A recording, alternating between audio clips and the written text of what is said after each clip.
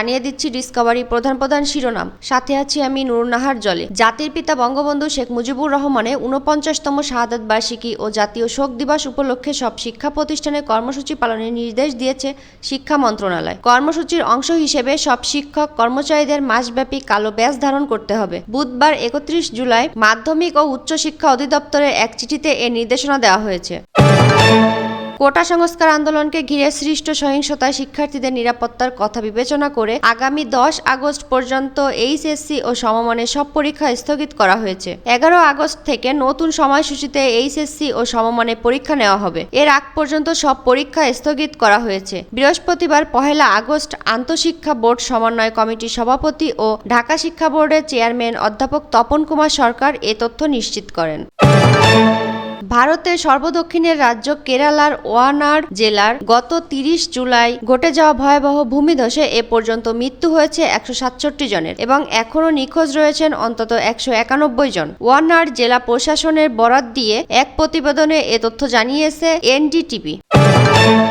শোকের মাসকে ঘিরে আগস্টের প্রথম প্রহর থেকে পুরো মাসব্যাপী কর্মসূচি ঘোষণা করেছে আওয়ামী লীগ। বুধবার ৩১ জুলাই দলের দপ্তর সম্পাদক ব্যারিস্টার বিপ্লব বড়ুয়া স্বাক্ষরিত এক সংবাদ বিজ্ঞপ্তিতে এ কর্মসূচির বিস্তারিত জানানো হয়। এতে মাসব্যাপী শোক দিবসের বিভিন্ন কর্মসূচি পালনের জন্য আওয়ামী লীগের সর্বস্তরের নেতাকর্মী, সমর্থক এবং সব সহযোগী সামাজিক, সাংস্কৃতিক ও রাজনৈতিক সংগঠনগুলোর প্রতি দলের পক্ষ থেকে আহ্বান জানানো হয়েছে।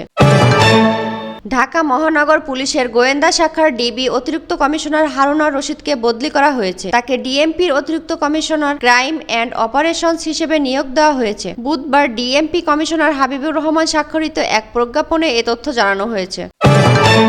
কোটা আন্দোলনকে ঘিরে ছাত্র জনতার উপর আইন শৃঙ্খলা রক্ষা বাহিনীর হামলা এবং সাধারণ শিক্ষার্থীদের ধরপাকড় নিয়ে আবারও প্রতিবেদন প্রকাশ করেছে ব্রিটিশ গণমাধ্যম বিবিসি। বুধবার fresh violence in Bangladesh student protest শিরোনামে প্রকাশিত বিবিসির প্রতিবেদনে বলা হয়েছে, ব্যাপক ধরপাকড় এবং শিক্ষার্থীদের ওপর পুলিশের চড়াও হওয়াকে কেন্দ্র করে আবারও উত্তপ্ত হয়ে উঠেছে বাংলাদেশ। গত কয়েকদিনে আটক হওয়া শিক্ষার্থীদের মুক্তির দাবিতে বুধবার দেশের বিভিন্ন স্থানে বিক্ষোভের নামে শিক্ষার্থীরা সেখানে আইন শৃঙ্খলা রক্ষাকারী বাহিনীর বাধার মুখে পড়ে আবারও দেশ জুড়ে সহিংসতা ছড়িয়ে পড়ার আশঙ্কা দেখা দিয়েছে।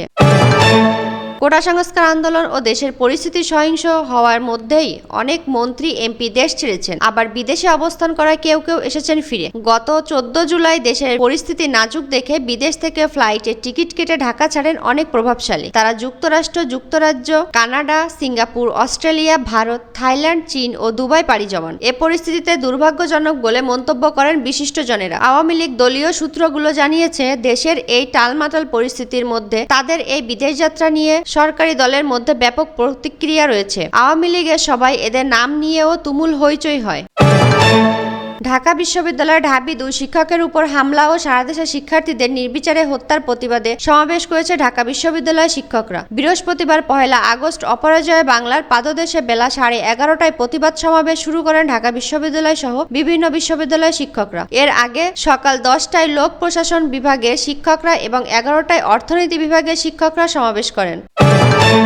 ছাত্রলীগের সাবেক নেতাদের তোপের মুখে পড়েন আওয়ামী লীগের সাধারণ সম্পাদক ওবায়দুল কাদের। মতবিনিময়ের জন্য সাবেক ছাত্রনেতাদের ডেকে কথা বলতে না দেওয়ায় এমন পরিস্থিতির সৃষ্টি হয়। এ সময় সাবেক ছাত্রনেতাদের কেউ কেউ দলের সাধারণ সম্পাদকের উদ্দেশ্যে ভুয়া ভুয়া বলেও স্লোগান দেন। বঙ্গবন্ধু এভিনিউয়ে আওয়ামী লীগের কেন্দ্রীয় কার্যালয়ে গতকাল সকালে এ ঘটনা ঘটে। চলমান রাজনৈতিক পরিস্থিতি নিয়ে সাবেক ছাত্রলীগ নেতাদের সঙ্গে মতবিনিময়ের উদ্যোগ নেয় আওয়ামী লীগ, কিন্তু কাউকে কোনো কথা বলতে না দিয়ে সংবাদ সম্মেলন শুরু করেন ওবায়দুল কাদের। এতে হট্টগোল শুরু হয়। সাবেক ছাত্রনেতারা জানান, দলের দুর্দিনে সবসময় ছাত্রলীগের সাবেক নেতারা এগিয়ে আসেন। আজকে মত বিনিময় করার কথা বলে তাদেরকে ডেকে এনে দলের সাধারণ সম্পাদক নিজেই বক্তব্য দিয়ে চলে যাচ্ছিলেন। এটা স্বেচ্ছাচারিতা বলে অভিযোগ করেন সাবেক ছাত্রনেতারা। সাথে থাকার জন্য ধন্যবাদ সবাইকে।